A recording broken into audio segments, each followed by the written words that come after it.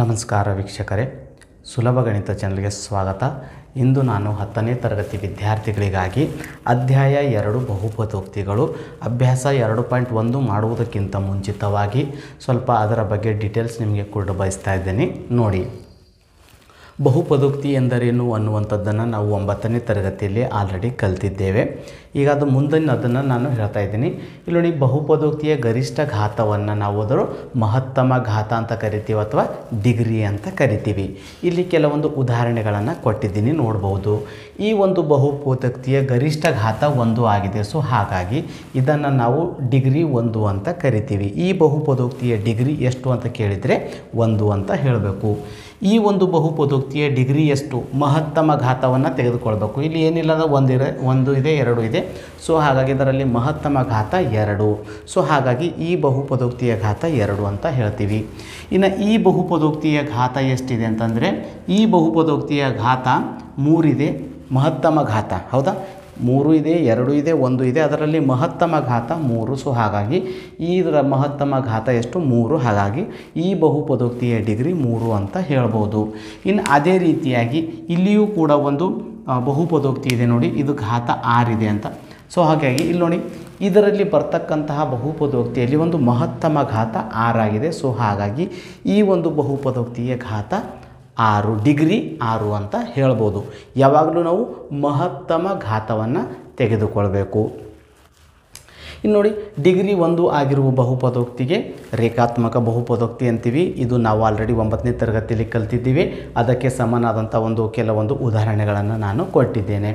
ಇನ್ನು ಡಿಗ್ರಿ 2 ಆಗಿರುವಂಥ ಒಂದು ಬಹುಪದೋಕ್ತಿಗೆ ವರ್ಗ ಬಹುಪದೋಕ್ತಿ ಅಂತ ಕರೀತಾರೆ. ವರ್ಗ ಬಹುಪದೋಕ್ತಿಯ ಸಾಮಾನ್ಯ ರೂಪ ಯಾರಾದರೂ ಕೇಳಿದ್ರೆ ನಾವು ಇದನ್ನು ಬರಿಬೇಕು. ವರ್ಗ ಬಹುಪದೋಕ್ತಿಯ ಸಾಮಾನ್ಯ ರೂಪ ax² + bx + c ಸಮನಾಗಿದೆ 0. a ಸಮನಾಗಿ 0ಗೆ ಇರಬಾರ್ದು. ಇಲ್ಲಿ a ಮತ್ತು b ಮತ್ತು cಗಳು ಏನಾಗಿರ್ಬೋದು ಅಂದರೆ ವಾಸ್ತವ ಸಂಖ್ಯೆಗಳು ಆಗಿವೆ. a b cಗಳು ವಾಸ್ತವ ಸಂಖ್ಯೆಗಳಾಗಿರಬೇಕು. a 0ಗೆ ಸಮನಾಗಿ ಇರಬಾರ್ದು. ಇನ್ನು ಅದೇ ರೀತಿಯಾಗಿ ಡಿಗ್ರಿ 3 ಆಗಿರ್ತಕ್ಕಂತಹ ಒಂದು ಬಹುಪದೋಕ್ತಿಗೆ ನಾವು ಘನ ಬಹುಪದೋಕ್ತಿ ಅಂತ ಕರಿತೀವಿ. ಅದಕ್ಕೆ ನಾನು ಕೆಲವೊಂದು ಉದಾಹರಣೆಗಳನ್ನು ಕೊಟ್ಟಿದ್ದೀನಿ, ನೀವು ನೋಡಬಹುದು. ಈ ಒಂದು ಘನ ಬಹುಪದೋಕ್ತಿಯ ಸಾಮಾನ್ಯ ರೂಪ ax³ + bx² + cx + d = 0. a should not be equal to 0 ಅಂತಂದರೆ a 0ಗೆ ಸಮನಾಗಿ ಇರಬಾರ್ದು. ಇದು ಸಾಮಾನ್ಯ ರೂಪ.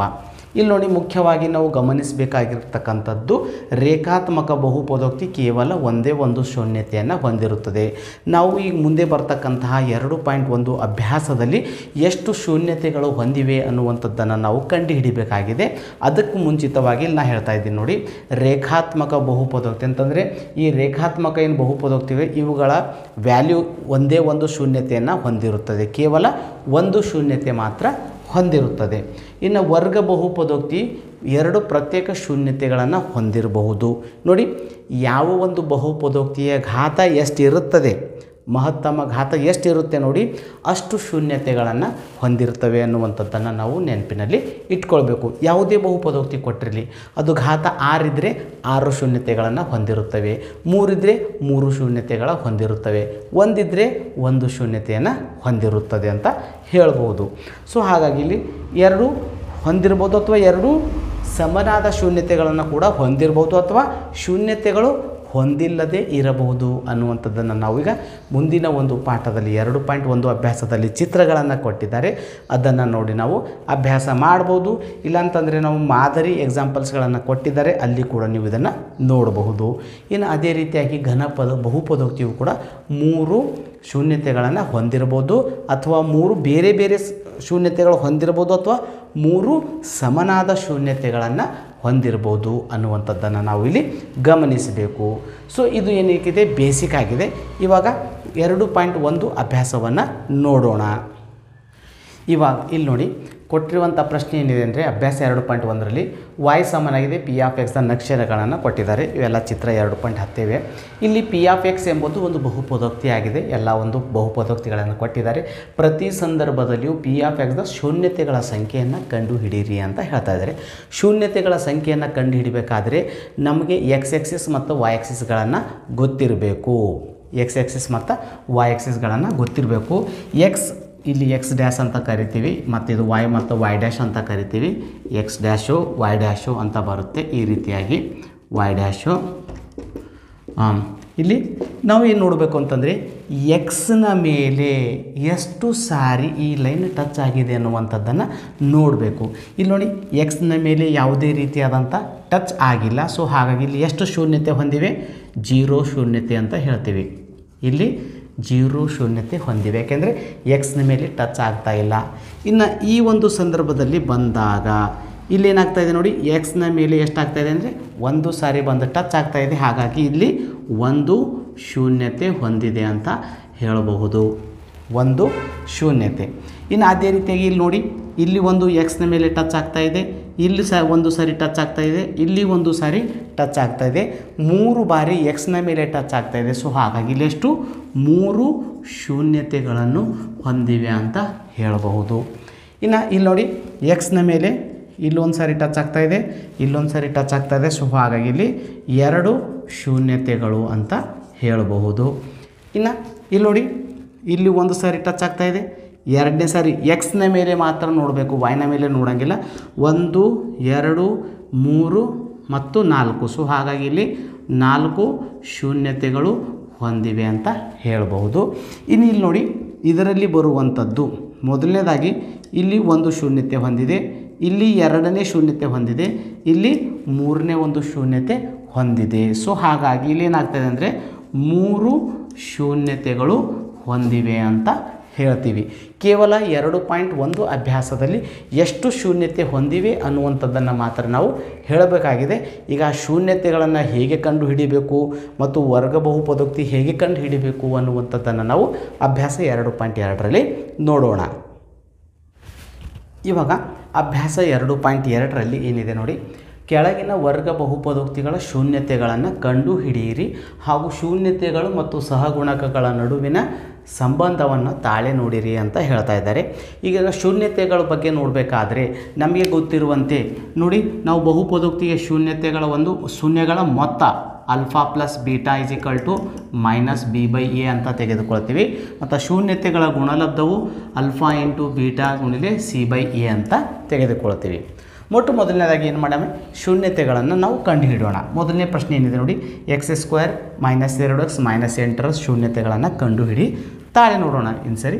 ಸೊ ಇದನ್ನು ನಾವು 8x² ಯಾವ ರೀತಿಯಾಗಿ ಸ್ಪ್ಲಿಟ್ ಮಾಡಬೇಕು, ಹಾಗಾದರೆ ನಾವು ಗುಣಾಕಾರ ಮಾಡಿದಾಗ 8 ಆಗಬೇಕು, ಅವುಗಳ ಮೊತ್ತ ಅಥವಾ ಡಿಫರೆನ್ಸ್ ತಗೊಳ್ಕೊಂಡಾಗ 2 ಬರಬೇಕು.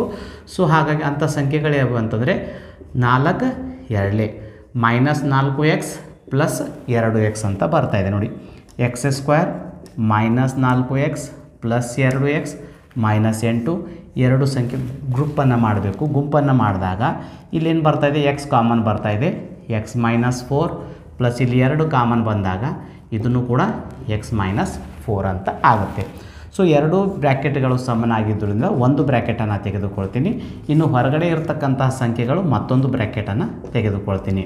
x + 2 ಸಮನಾಗಿದೆ 0 ನೋಡಿ. x -4 ಸಮನಾಗಿದೆ 0, x + 2 ಸಮನಾಗಿದೆ 0. ಸೊ x -4 ಈ ಕಡೆಯಿಂದ ಆ ಕಡೆಗೆ ಹೋದಾಗ +4 ಆಯಿತು, +2 ಈ ಕಡೆಯಿಂದ ಆ ಕಡೆಗೆ ಹೋದಾಗ -2 ಆಯಿತು. ಸೊ ಇಲ್ಲಿ ನೋಡಿ ಈ ಬಹುಪದೋಕ್ತಿಗಳ ಶೂನ್ಯತೆಗಳು ಒಂದು +4 ಬರ್ತಾಯಿದೆ, ಮತ್ತೊಂದು -2 ಬರ್ತಾಯಿದೆ. ಸೊ ಹಾಗಾಗಿ ಇವಾಗ ಏನು ಮಾಡೋಣ, ಇವು ಶೂನ್ಯತೆಗಳ ಮತ್ತು ಸಹಗುಣಕಗಳ ನಡುವಿನ ಸಂಬಂಧ, ಇವುಗಳಿಗೆ ನಾವು ಸಹಗುಣಕಗಳು ಅಂತ ಕರಿತೀವಿ, -b/a ಮತ್ತು c/a. ಈಗ ನೋಡಿ ಶೂನ್ಯತೆಗಳ ಮೊತ್ತ, ಶೂನ್ಯತೆಗಳ ಮೊತ್ತ ಏನಂತ ತೆಗೆದುಕೊಳ್ತೀವಿ ಅಂದರೆ ಆಲ್ಫಾ ಪ್ಲಸ್ ಬೀಟಾ ಸಮನಾಗಿದೆ -b/a. ಇದು ಅಲ್ಫಾ ಮತ್ತು ಬೀಟಾಗಳು ಏನಾಗ್ತವೆ ಅಂತಂದರೆ ಈ 2 ಶೂನ್ಯತೆಗಳಿಗೆ ನಾವು ಅಲ್ಫಾ ಮತ್ತು ಬೀಟಾ ಅಂತ ಕರಿತೀವಿ. ಒಂದು ಅಲ್ಫಾ ತೆಗೆದುಕೊಳ್ಬೇಕು, ಮತ್ತೊಂದು ಬೀಟಾ ತೆಗೆದುಕೊಳ್ಬೇಕು. ಅಲ್ಫಾ ಪ್ಲಸ್ ಬೀಟಾ ಏನಾಗಿದೆ ನೋಡಿ, ಅಲ್ಫಾ ಅಂದರೆ +4, ಬೀಟಾ ಅಂದರೆ -2.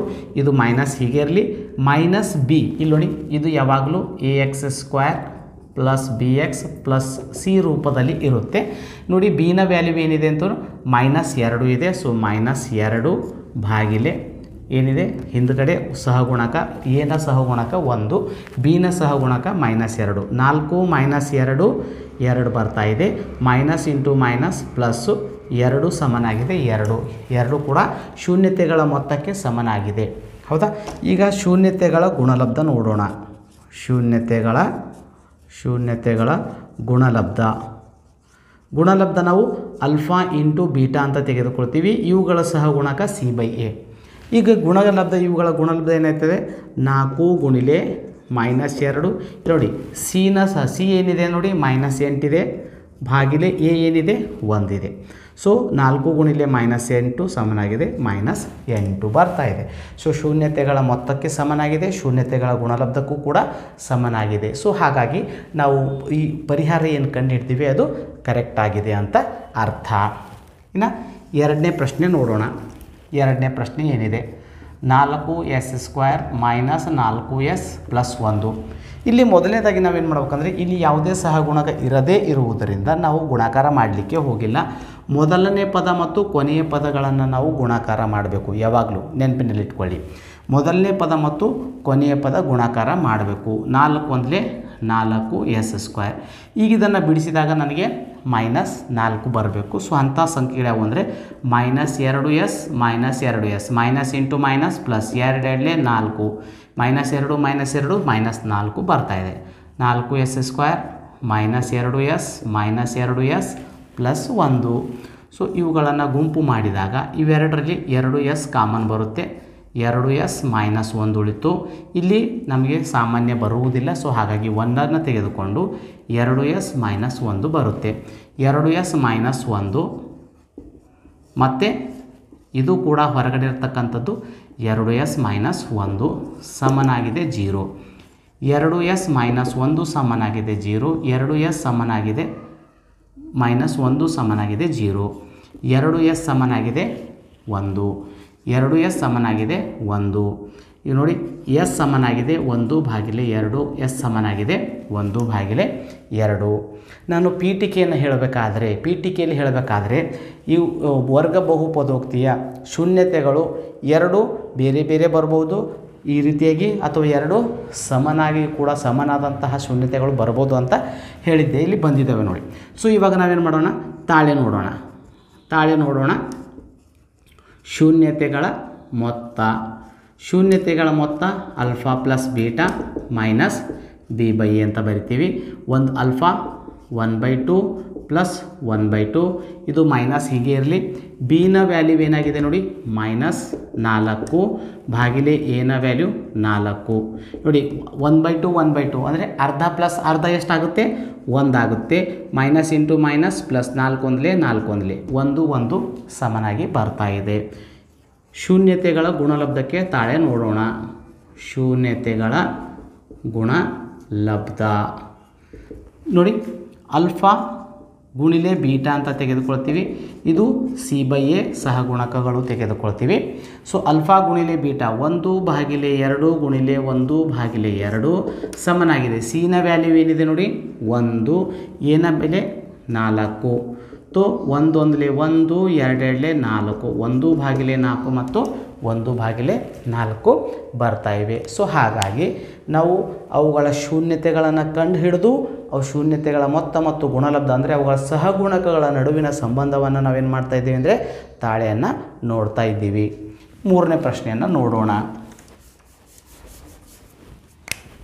ನೋಡಿ. ಮೂರನೇ ಪ್ರಶ್ನೆ ಏನಿದೆ ಅಂತಂದರೆ 6x² -3 -7x. ಆ್ಯಕ್ಚುಲಿ ಈ ಕೊಟ್ಟಿರುವಂತಹ ಒಂದು ವರ್ಗ ಬಹುಪದೋಕ್ತಿ ಏನಂದರೆ ಆದರ್ಶ ರೂಪದಲ್ಲಿ ಬರೆದಿದ್ದಿಲ್ಲ. ಆದರ್ಶ ರೂಪದಲ್ಲಿ ಬರೆದಿದ್ದು ನಾವು ಬರ್ಕೊಳ್ಬೇಕು, ಬರೆದಿಲ್ಲ ಅಂದರೆ ಬರೆದುಕೊಳ್ಬೇಕು. ax² + bx + c ಸಮನಾಗಿದೆ 0. ಇಲ್ಲಿ bx ಎನ್ನುವಂಥದ್ದು ಕೊನೆಗೆ ಹೋಗಿದೆ. ಸೊ ಹಾಗಾಗಿ ಅದನ್ನು ನಾವು ಎರಡನೇದಾಗಿ ಇಟ್ಟುಕೊಂಡು -3 ಕೊನೆಯಲ್ಲಿ ಕಳಿಸ್ಬೇಕು. ಹೌದಾ? ಇವಾಗ ನಾನು ಮೊದಲನೇ ಪದ ಮತ್ತು ಕೊನೆಯ ಪದಗಳನ್ನು ಗುಣಾಕಾರ ಮಾಡಬೇಕು. 6 3 -18. ಈ 18ಅನ್ನು ಸ್ಪ್ಲಿಟ್ ಮಾಡಿದಾಗ ನನಗೆ 7 ಬರಬೇಕು. ಅಂಥ ಸಂಖ್ಯೆಗಳು ಯಾವುವು ಅಂತಂದರೆ 9 2. ಇಲ್ಲಿ -9 ಬರಬೇಕು ಪ್ಲಸ್ 2 ಬರಬೇಕು, ಯಾಕಂದರೆ ಮೈನಸ್ ದೊಡ್ಡದಾಗಿ ಇರಬೇಕು. ತೋ 6x² -9x ಪ್ಲಸ್ 2x -3. ಇವೆರಡರಲ್ಲಿ ಸಾಮಾನ್ಯವಾಗಿ ಬರುವಂಥದ್ದು 3x 3 6 3 3 9 ಯಾವುದೇ ಸಾಮಾನ್ಯವಾಗಿ ಬರುವುದಿಲ್ಲ. ಸೊ ಹಾಗಾಗಿ ಒಂದನ್ನು ತೆಗೆದುಕೊಳ್ಬೇಕು. ಎಲ್ಲಿ ಸಾಮಾನ್ಯ ಬರುವುದಿಲ್ಲವೋ ಅಲ್ಲಿ ಒಂದನ್ನು ತೆಗೆದುಕೊಳ್ಬೇಕು. ಇವಾಗ ನೋಡಿ 2x 3 2x 3 ಬರ್ತಾ ಇದೆ ಸಮನಾಗಿದೆ 0. ಇನ್ನು ಹೊರಗಡೆ ಇರತಕ್ಕಂಥದ್ದು 3x + 1 ಸಮನಾಗಿದೆ 0. 2x -3 ಆ ಕಡೆಗೆ ಹೋದಾಗ +3 +1 ಆ ಕಡೆಗೆ ಹೋದಾಗ -1. x ಸಮನಾಗಿದೆ 3/2, x ಸಮನಾಗಿದೆ -1/2. ಎರಡು ಶೂನ್ಯತೆಗಳು ಬರ್ತಾ ಇವೆ. ಸೊ ಇವಾಗ ಏನು ಮಾಡೋಣ ಅಂತಂತಂದರೆ ಆ ಶೂನ್ಯತೆಗಳ ಮತ್ತು ಸಹಗುಣಕಗಳ ನಡುವಿನ ಸಂಬಂಧವನ್ನು ತಾಳೆ ನೋಡೋಣ. ಶೂನ್ಯತೆಗಳ ಮೊತ್ತ ಏನು ಹೇಳ್ತಾ ಇದ್ದಾನೆ ಅಂದರೆ ಶೂನ್ಯತೆಗಳ ಮೊತ್ತ ನಾವೇನು ತಗೋತೀವಿ ಆಲ್ಫಾ ಪ್ಲಸ್ ಬೀಟಾ, ಅವುಗಳ ಸಹಗುಣಕ ಏನು -b/a. ಒಂದು ನೋಡಿ 3/2 -1/2 ಮೈನಸ್ ಇಲ್ಲಿ ಬಿನ ಬೆಲೆ ಎಷ್ಟಾಗಿದೆ ನೋಡಿ -7. ಬಿನ ಬೆಲೆ ಎಷ್ಟಾಗಿದೆ -7, ಎನ ಬೆಲೆ 6 -6 ಆಗಿದೆ. ಸರಿ, ಬಿನ ಬೆಲೆ -7/6. ಈಗ ಇವೆರಡರಲ್ಲಿ ಕಾಮನ್ ತೆಗೆದುಕೊಂಡಾಗ 2 ಬರ್ತಾ ಇದೆ. ಸೊ ಹಾಗಾಗಿ ನೋಡಿರಿ 3/2 -1/2 ಏನು ಬರ್ತಾ ಇದೆ ಅಂತಂದರೆ 7/b/a 7/6. ಶೂನ್ಯತೆಗಳ ಮೊತ್ತ 3/2 ಮತ್ತಿದು 1/3, ಕ್ಷಮಿಸಬೇಕು 1/3 ಬರ್ತಾ ಇದೆ 1/3. ಸೊ ಹಾಗಾಗಿ ಇಲ್ಲಿ ಇವುಗಳ ಲಸ ಎಷ್ಟು ಬರ್ತಾ ಇದೆ 6. ಇದು 2 3 3 2 ತೋ 3 3 9 minus 1 2 2 minus into minus plus 7/6 9 -2 7/6 7/6 ಸಮನಾಗಿ ಬರ್ತಾ ಇದೆ. ಸೊ ಇವಾಗ ಶೂನ್ಯತೆಗಳ ಗುಣಲಬ್ಧ ನೋಡೋಣ. ಶೂನ್ಯತೆಗಳ ಗುಣಲಬ್ಧ ಆಲ್ಫಾ ಇಂಟು ಬೀಟಾ ಸಮನಾಗಿದೆ c/a ಅಂತ ಬರ್ತಾ ಇದೆ. c/a ನೋಡಿ ಆಲ್ಫಾ ಏನಿದೆ ಒಂದು 3/2, ಇನ್ನೊಂದು -1 × 3. ಸಿನ ಬೆಲೆ ಎಷ್ಟಿದೆ ನೋಡಿ -3/6 ಅಂತ ಬರ್ತಾ ಇದೆ. ಇಲ್ಲಿ ನೋಡಿ 3 3 ಕಟ್ಟಾಯಿತು -1/2 3 1 3 2 -1/2. ನಾವು ಶೂನ್ಯತೆಗಳ ಮತ್ತು ಸಹಗುಣಕಗಳ ನಡುವಿನ ಸಂಬಂಧವನ್ನು ತಾಳೆ ನೋಡಿದಾಗೂ ಕೂಡ ನಮಗೆ ಉತ್ತರ ಸರಿಯಾಗಿ ಬರ್ತಾ ಇದೆ. ಸೊ ಹಾಗಾಗಿ ನಾವು ಮಾಡಿರುವಂತಹ ಸಮಸ್ಯೆಗೆ ಪರಿಹಾರ ಸರಿಯಾಗಿದೆ ಅಂತ ಅರ್ಥ. ಇನ್ನು 3 ನೋಡೋಣ. ಪ್ರಶ್ನೆ ನೋಡಿ, 4ನೇ ಪ್ರಶ್ನೆ ಏನಿದೆ ನೋಡಿ 4u² + 8u. ಇಲ್ಲಿ ax² + bx ಮಾತ್ರ ಇದೆ, c ಇಲ್ಲ. ಸೊ ಹಾಗಾಗಿ ಇವೆರಡರಲ್ಲಿ ಸಂಬಂಧ ಬರ್ತಕ್ಕಂಥದ್ದು 4 ಸಾಮಾನ್ಯವಾಗಿ ಬಂದುವಂಥದ್ದು. 4u ಸಾಮಾನ್ಯವಾಗಿ ತೆಗೆದುಕೊಂಡಾಗ 4u ಸಾಮಾನ್ಯ ಬಂದಾಗ ಇಲ್ಲೇನಾಗುತ್ತೆ u + 2 ಉಳಿತು ಸಮನಾಗಿದೆ 0. ಇಲ್ಲಿ 4u ಸಮನಾಗಿದೆ 0, ಒಂದು ಶೂನ್ಯತೆ. ಇನ್ನೊಂದು u + 2 ಸಮನಾಗಿದೆ 0. ಇಲ್ಲಿ u ಸಮನಾಗಿದೆ 0/4. ಇಲ್ಲಿ u ಸಮನಾಗಿದೆ -2. u ಸಮನಾಗಿದೆ 0ದಿಂದ ಯಾವುದೇ ಸಂಖ್ಯೆಗೆ ಭಾಗಿಸಿದಾಗ ನಮಗೆ 0ನೇ ಬರುತ್ತೆ. ತೋ ಒಂದು 0 ಬರ್ತಾ ಇದೆ, ಮತ್ತೊಂದು -2 ಅಂತ ಬರ್ತಾ ಇದೆ. ಇವಾಗ ಸಹಗುಣಕಗಳು ಮತ್ತು ಶೂನ್ಯತೆಗಳ ನಡುವಿನ ಸಂಬಂಧವನ್ನು ತಾಳೆ ನೋಡೋಣ. ಮೊದಲನೇದು ಶೂನ್ಯತೆಗಳ ಮೊತ್ತ ಆಲ್ಫಾ ಪ್ಲಸ್ ಬೀಟಾ ಸಮನಾಗಿದೆ -b/a. ಇವು ಶೂನ್ಯತೆಗಳು, ಇವು ಸಹಗುಣಕಗಳು. ನೆನಪಿನಲ್ಲಿ ಇಟ್ಕೊಳ್ಳಿ. ಶೂನ್ಯತೆಗಳು ಏನು ಬಂದಿದೆ ನೋಡಿ 0 + -2 ನೋಡಿರಿ. ಮೈನಸ್ ಬಿನ ಬೆಲೆ ಏನಾಗಿದೆ ನೋಡಿ, ಇಲ್ಲಿ ಬಿನ ಬೆಲೆ 8/4, ಎನ ಬೆಲೆ 4. 0 -2 ಬರ್ತಾ ಇದೆ, 4 1 4 2 -2 ಬರ್ತಾ ಇದೆ. ಇವುಗಳು ಸಮನಾಗಿ ಬರ್ತಾ ಇವೆ. ಸೊ ಹಾಗಾಗಿ ನೆಕ್ಸ್ಟ್ ಏನು ಶೂನ್ಯತೆಗಳ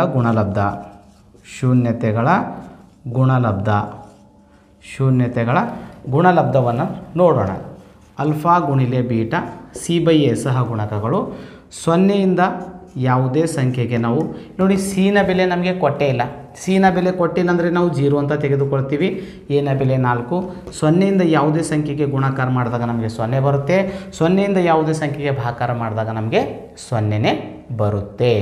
ಸೊ ಹಾಗಾಗಿ ನಾವು ತಾಳೆ ನೋಡಿರುವಂಥದ್ದು ಸರಿಯಾಗಿದೆ ಅಂತ ಅರ್ಥ.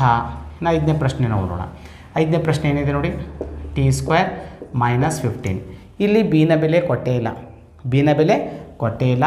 ಸೊ ಇಲ್ಲಿ ನೋಡಿ t² -15 ಸಮನಾಗಿದೆ 0. t² -15 ಈ ಕಡೆಯಿಂದ ಆ ಕಡೆಗೆ ಹೋದಾಗ +15 ಆಯಿತು. ಸ್ಕ್ವೇರ್ ಈ ಕಡೆಯಿಂದ ಆ ಕಡೆಗೆ ಹೋದಾಗ ರೂಟ್ ಆಯಿತು. ಸೊ ಹಾಗಾಗಿ ಟಿನ ಬೆಲೆ ಏನಾಗ್ತಾ ಇದೆ ಅಂತಂದರೆ ಪ್ಲಸ್ ಆರ್ ಮೈನಸ್, ಯಾವಾಗಲೂ ರೂಟ್ ಬಂದಾಗ ನಾವು ಅರ್ಥ ಮಾಡ್ಕೊಳ್ಬೇಕು ಪ್ಲಸ್ ಮತ್ತು ಮೈನಸ್ ಎರಡು ಬೆಲೆಗಳು ಬರುತ್ತವೆ. ಸೊ ಹಾಗಾಗಿ ಒಂದು ಟಿನ ಬೆಲೆ ಏನು ಬರ್ತಾ ಇದೆ ಅಂತಂದರೆ +√15 ಬರ್ತಾ ಇದೆ, ಮತ್ತೊಂದು ಟಿನ ಬೆಲೆ ಏನು ಬರ್ತಾ ಇದೆ -√15 ಬರುತ್ತೆ. ಇವೆರಡು ಶೂನ್ಯತೆಗಳು. ಇವಾಗ ಶೂನ್ಯತೆಗಳ ಮೊತ್ತವನ್ನು ನೋಡೋಣ. ಶೂನ್ಯತೆಗಳ ಮೊತ್ತ ಏನಾಗಿದೆ alpha plus beta minus b/a. ನೋಡಿ ಬಿನ ಬೆಲೆ ಅಂತಂದರೆ ಎಕ್ಸ್ನ ಸಹಗುಣಕ ಇಲ್ಲಿ ಅಥವಾ ಟಿನ ಸಹಗುಣಕ ನಮಗೆ ಕೊಟ್ಟೇ ಇಲ್ಲ ಅನ್ನುವಂಥದ್ದು. ಆಲ್ಫಾ ಎಷ್ಟು ಬಂದಿದೆ ನೋಡಿ, +√15 ಬೀಟಾ -√15 ಬಂದಿದೆ. ಇಲ್ಲಿ ಬಿನ ಸಹಗುಣಕ ಕೊಟ್ಟಿಲ್ಲ, ಸೊ ಹಾಗಾಗಿ 0 ಬರುತ್ತೆ. ಟಿನ ಸಹಗುಣಕ 1, t² ಸಹಗುಣಕ 1, +15 -15 ಕಟ್ಟಾಗಿ 0 ಬರುತ್ತೆ. ಇದನ್ನು 0/1 0ನೇ ಬರುತ್ತೆ. ಸೊ ಹಾಗಾಗಿ ಶೂನ್ಯತೆಗಳ ಮೊತ್ತ ಸಮನಾಗಿದೆ. ಇನ್ನು ಶೂನ್ಯತೆಗಳ ಗುಣಲಬ್ಧ, ಶೂನ್ಯತೆಗಳ ಗುಣಲಬ್ಧ ಏನು ಬರುತ್ತೆ ಅಂತಂದರೆ ಆಲ್ಫಾ ಗುಣಿಲೆ ಬೀಟಾ c/a. ನೋಡಿ +√15 ಗುಣಿಲೆ -√15 ಸಮನಾಗಿದೆ. ಸಿನ ಬೆಲೆ ಏನು ಬಂದಿದೆ ನೋಡಿ -15/1. ಇಲ್ಲಿ ನೋಡಿ ಪ್ಲಸ್ ಇಂಟು ಮೈನಸ್ -√15 ಗುಣಿಲೆ √15 225. ಸೊ 225ರ ವರ್ಗಮೂಲ 15 ಮೈನಸ್ ಹಾಗೆ ಇರಲಿ. ಸೊ ಹಾಗಾಗಿ ಇಲ್ಲಿ -15 ಸಮನಾಗಿದೆ, -15. ಶೂನ್ಯತೆಗಳ ಗುಣಲಬ್ಧವು ಕೂಡ ಸಮನಾಗಿದೆ. ನೋಡೋಣ 6ನೇ ಪ್ರಶ್ನೆ ಏನಿದೆ. ಸೊ 3x² - x -4 ಕಡೆಯ ಪದ ಮತ್ತು ಮೊದಲ ಪದ ಗುಣಾಕಾರ ಮಾಡಿದಾಗ -12 ಬರುತ್ತೆ. ಇವುಗಳ ಗುಣಾಕಾರ ಮಾಡಿದಾಗ 12 ಬರಬೇಕು, ಮೊತ್ತ ಮಾಡಿದಾಗ ಮೈನಸ್ ಬರಬೇಕು. 4 ಮೂರಲೆ ಮೈನಸ್ ಸಂಖ್ಯೆ ದೊಡ್ಡದಾಗಿರಬೇಕು, ಯಾಕೆಂತಂದರೆ ಇಲ್ಲಿ ಮೈನಸ್ ಇದೆ. So 3x² - 4x + 3x - 4. ನೋಡಿ ಇವೆರಡರಲ್ಲಿ ನಮಗೆ ಸಮ ಬರುವಂಥದ್ದು ಸಾಮಾನ್ಯ ಕೇವಲ x ಮಾತ್ರ. 3x - 4 ಉಳಿತು. ಇವೆರಡರಲ್ಲಿ ಸಾಮಾನ್ಯ ಅಂಶ ಬರುವುದಿಲ್ಲ. 3x - 4 ಎಲ್ಲಿ ಸಾಮಾನ್ಯ ಬರುವುದಿಲ್ಲ ಅಲ್ಲಿ ನಾವು ಹಾಗೆ ಇಟ್ಕೊಳ್ಬೇಕು, ಒಂದು ಸಾಮಾನ್ಯ ಅಂಶ ತೆಗೆದುಕೊಳ್ಬೇಕು. 3x - 4 ಸಮನಾಗಿದೆ 0, x + 1 ಸಮನಾಗಿದೆ 0, ಹೊರಗಡೆ ಇರ್ತಕ್ಕಂಥದ್ದು ಒಂದು. ತೋ 3x ಮೈನಸ್ ಈ ಕಡೆಯಿಂದ ಆ ಕಡೆಗೆ ಹೋದಾಗ ಪ್ಲಸ್ ಆಗುತ್ತೆ, ಪ್ಲಸ್ ಆ ಕಡೆಗೆ ಹೋದಾಗ ಮೈನಸ್ ಆಗುತ್ತೆ. 4/3 ಇಲ್ಲೇನು ಬರ್ತಾ ಇದೆ -1. ಸೊ ಈ ಎರಡು ಶೂನ್ಯತೆಗಳು ಬಂದಿವೆ. ಇವಾಗ ಇವುಗಳ ಸಹಗುಣಕಗಳು ಮತ್ತು ಶೂನ್ಯತೆಗಳ ನಡುವಿನ ಸಂಬಂಧವನ್ನು ತಾಳೆ ನೋಡೋಣ. ಶೂನ್ಯತೆಗಳ ಮೊತ್ತ ಏನಾಗಿದೆ ಅಂತಂದರೆ ಆಲ್ಫಾ ಪ್ಲಸ್ ಬೀಟಾ ಸಮನಾಗಿದೆ -b/a. ನೋಡಿ ಆಲ್ಫಾ ಎಷ್ಟಿದೆ 4/3 -1/1, ಯಾಕೆಂದರೆ -1 ಇದೆ ನೋಡಿ. ಮೈನಸ್ ಎಷ್ಟಿದೆ ನೋಡಿ ಮೈನಸ್ ಆಫ್ ಬಿ ವ್ಯಾಲ್ಯೂ -1/3 ಬರ್ತಾ ಇದೆ. ಸೊ ಇದರಲ್ಲಿ ಲಸ ತೆಗೆದುಕೊಂಡಾಗ 3 ನೋಡಿ 4 1 4 -1 3 3 ಮೈನಸ್ ಇಂಟು ಮೈನಸ್ ಪ್ಲಸ್ 1/3 4 -3 1/3 ಸಮನಾಗಿದೆ 1/3 ಬರ್ತಾ ಇದೆ, ಸರಿಯಾಗಿದೆ. ಇವಾಗ ಶೂನ್ಯತೆಗಳ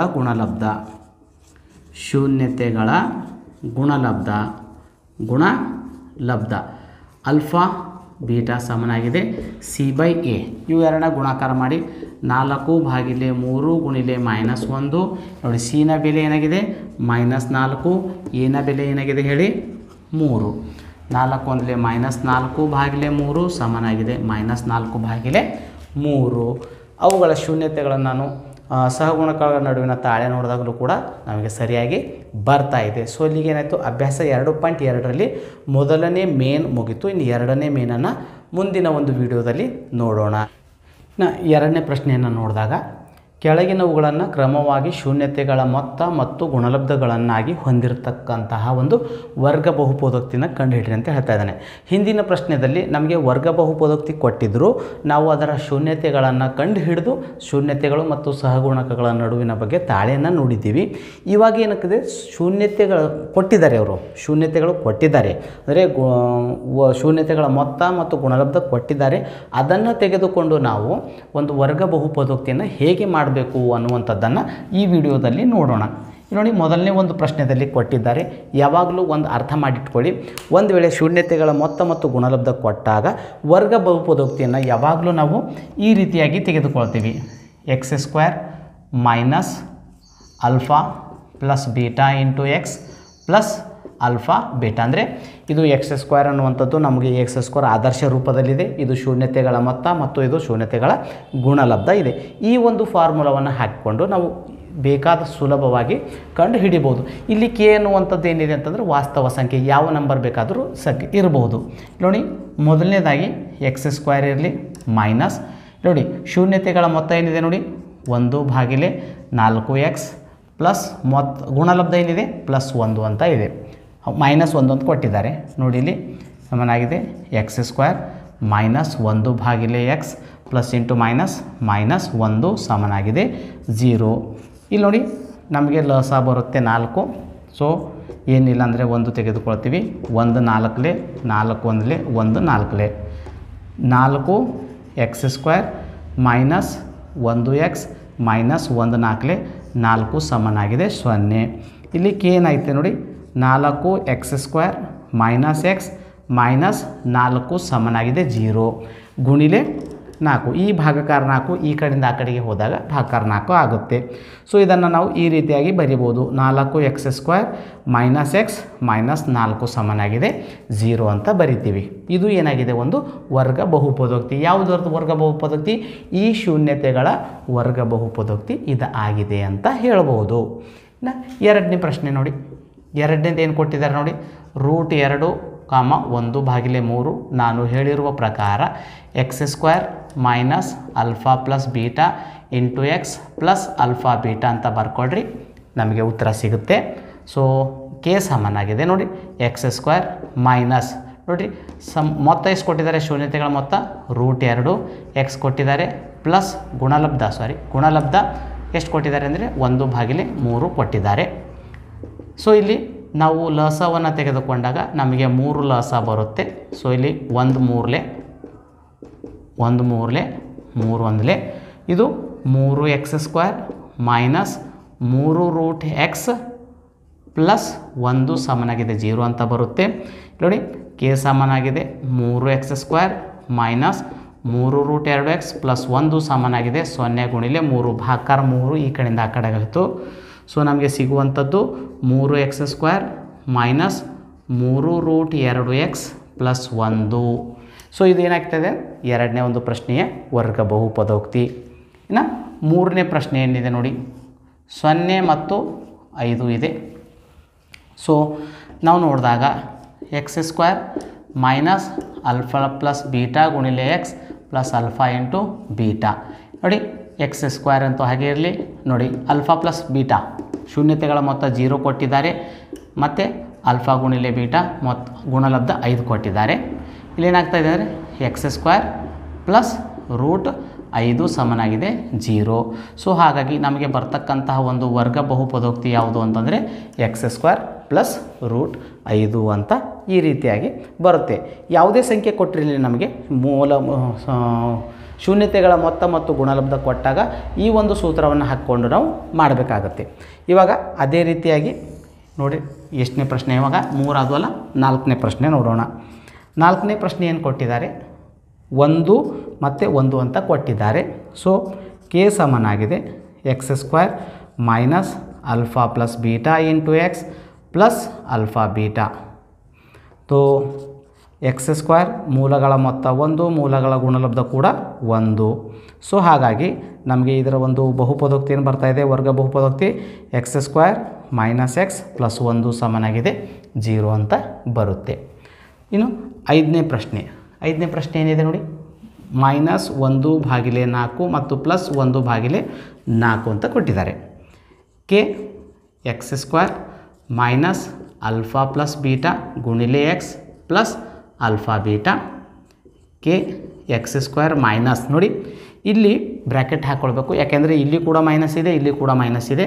ಮೈನಸ್ 1/4 ಎಕ್ಸ್ ಪ್ಲಸ್ ಇಲ್ಲಿ 1/4 X square minus into minus plus 1/4 X plus 1/4 ಸಮನಾಗಿದೆ 0.